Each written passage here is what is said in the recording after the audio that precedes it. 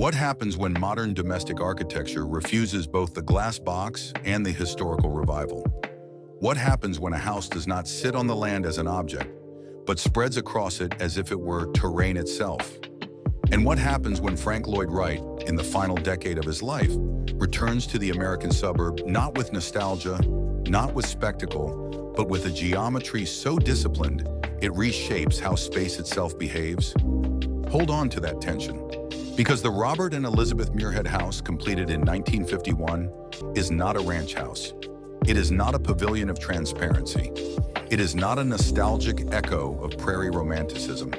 It is an argument quiet but unyielding about continuity, between structure and landscape, between geometry and daily ritual, between privacy and openness, between discipline and warmth. And before we understand how it achieves that balance, we have to understand what it was resisting. It is 1951. The Detroit region is thriving under post-war automotive wealth. Suburban expansion is no longer an experiment. It is a cultural phenomenon. The American house is growing wider, more equipped, more technologically serviced. Lawns stretch outward, garages swell. Domestic comfort becomes a measure of success. Standardization becomes invisible and therefore accepted. But Wright had no interest in invisibility. By this point, he had already refined his Usonian principles over nearly 2 decades. Compact plans, radiant floor heating, carports instead of garages, built-in furniture, a horizontal architecture woven into the land. Usonian was not about austerity, it was about clarity. Not about minimalism, but about intention. The Muirhead House emerges from this lineage, yet it does something sharper. The site is generous but unheroic. Gently sloping terrain, mature trees, Midwestern skies, summers humid, winters cold. There is no waterfall demanding drama, no cliff edge inviting bravado. This is the everyday American landscape, quiet, expansive, ordinary. Wright responds not with spectacle, but with structure. Instead of a conventional rectangular grid, he organizes the entire house around a 60-degree geometry and equilateral triangular module that generates the plan, the walls, the built-ins, the ceiling rhythms. Nothing meets at 90 degrees. The house rotates away from orthogonality. Domestic space becomes faceted, crystalline, dynamic. This is not geometry as aesthetic flourish. It is geometry as discipline. The triangular module governs everything. Living, dining, and circulation areas interlock in a pinwheel configuration, anchored by a massive central hearth. The fireplace is not decorative. It is structural and spatial. It is the gravitational center. From this anchor, rooms unfold outward in subtle angular shifts, guiding movement without corridors, shaping experience without obvious hierarchy. You don't walk down a hallway here. You pivot, you rotate, you drift, and that subtle rotation changes everything. The house feels neither boxed nor sprawling. It feels continuous. The geometry prevents stagnation. Corners dissolve. Spaces are defined without being isolated. Privacy exists without enclosure. Openness exists without exposure. Wright had long insisted that the hearth was the psychological center of domestic life. Here in the Muirhead House, that principle is intensified by geometry. The 60-degree module creates a sense of centrifugal expansion. Life radiates outward from the core. But what holds it down? Horizontality. The roof lines are low and extended. Deep overhangs project outward. Brick and wood dominate the material palette, warm, tactile, grounded. The brickwork reinforces horizontal bands, visually pressing the house into the earth. Wood ceilings extend the triangular geometry inside, drawing it overhead like a folded plane. The house does not rise above the landscape. It presses into it. It spreads. And here is where the deeper question begins to close its loop. If geometry introduces discipline, material introduces warmth. Light enters laterally, filtered through clear-story windows and continuous glazing. There is no grand picture window framing a single theatrical view. Instead, the landscape appears in fragments, angled perspectives, shifting sightlines, constant proximity to the ground. Nature is not staged, it is lived beside. Ceiling heights compress at transitions and release in gathering spaces.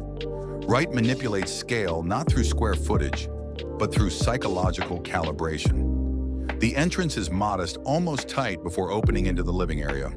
Compression becomes anticipation, release becomes reward. The experience is cinematic but understated. Functionally, the house remains Usonian in spirit. The carport replaces the garage. Mechanical systems are integrated discreetly. Storage and furniture are built in, reinforcing Wright's belief that architecture should shape its environment completely. Nothing is arbitrary, nothing is left over. And yet, despite the rigor, the house does not feel austere. The triangular geometry, intellectually precise, produces unexpectedly fluid spaces. The angles create intimacy. The interlocking zones allow for separation without walls. It is both structured and forgiving. Now pause here, because in 1951, the international style was promoting universal grids, flat white surfaces, and abstract neutrality. Glass boxes were rising. Steel frames were becoming synonymous with progress. Modernism was being codified into repetition. Wright proposes something else. A modernism rooted in place, in material, in ritual, in geometry as organic ordering system rather than mechanical imposition. The Muirhead House does not aspire to mass replication. It is deeply specific. It is tailored. It responds to site, climate, client. It resists suburban banality not through spectacle, but through internal coherence. And that coherence is its quiet rebellion. It refuses the glass box. It refuses nostalgic revival. It refuses suburban excess. Instead, it constructs a domestic landscape angular, grounded, continuous. And here is the question that lingers beyond its brick walls. Can modern architecture be both experimental and deeply domestic? Can geometry generate warmth instead of distance? Can a house organize life without becoming rigid? Wright in his final decade was not simplifying. He was refining. The Muirhead House proves that even late in his career, he was still searching, still testing new geometries, still negotiating between discipline and intimacy. What began as a refusal to accept either glass box neutrality or historical nostalgia ends as a synthesis. A house that spreads like terrain, a geometry that structures life without suffocating it. A suburb reshaped not by spectacle, but by order. But architecture never stands still, because just 1 year later in 1951, Le Corbusier would turn in a radically different direction in Paris, with Maison Jules abandoning glass and smooth abstraction for rough brick vaults and raw material expression. Where Wright disciplined space through geometry, Corbusier would challenge modernism through texture and mass. If this exploration of the Muirhead House reshaped how you see late Wright, make sure to continue the journey into Maison Jules in the next episode. Before you go, I want to hear your thoughts. Does geometry liberate space or control it? Can discipline create intimacy? And in today's standardized suburbs, is there still room for houses that argue rather than comply? Subscribe to Space Shape and Scale if you're drawn to architecture not as image, but as thought made inhabitable.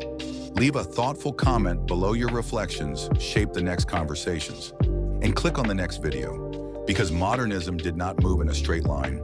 It fractured, it hardened, it transformed, and we're just getting to the part where the materials themselves begin to speak.